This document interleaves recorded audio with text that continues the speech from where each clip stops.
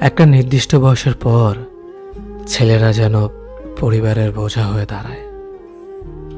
একটা নির্দিষ্ট বয়সের পর ছেলেদের বাড়ি ছেড়ে বের হতে হয়, কিন্তু আর কখনো বাড়িতে ফেরা হয় না ঠিক আগের মতো করে।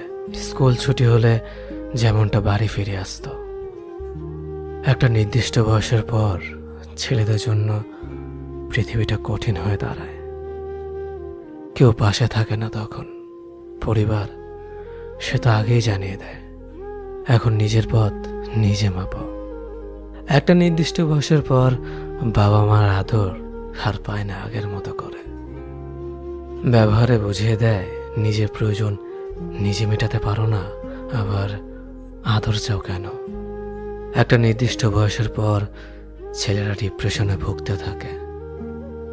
আর হ্যাঁ, সেটা ক্যারিয়ারের জন্য, নয়তো যে পরিবার তাকে সন্তান স্বীকৃতি দিতে লজ্জা পায়।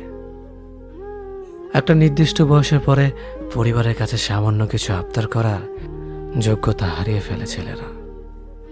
তখন মোবাইলের রিচার্জের জন্য 20 টাকা পরিবার থেকে চাওয়ার চেয়ে আত্মহত্যাটাই সহজ মনে হয়। নির্দিষ্ট একটা সময়ের পর ছেলেদের চারপাশটা ধীরে ধীরে সংকুচিত হয়ে আসে।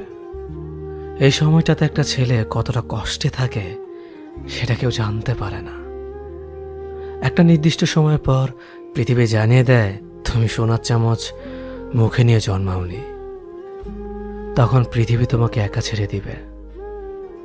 হয়তো জীবনের সাথে সংগ্রাম করে তুমি হয়ে উঠবে গল্পের নায়ক, নয়তোবা তুমি হারিয়ে যাবে ওই পথচারীর মতো যার গন্তব্যের কোনো সন্ধান পায়নি।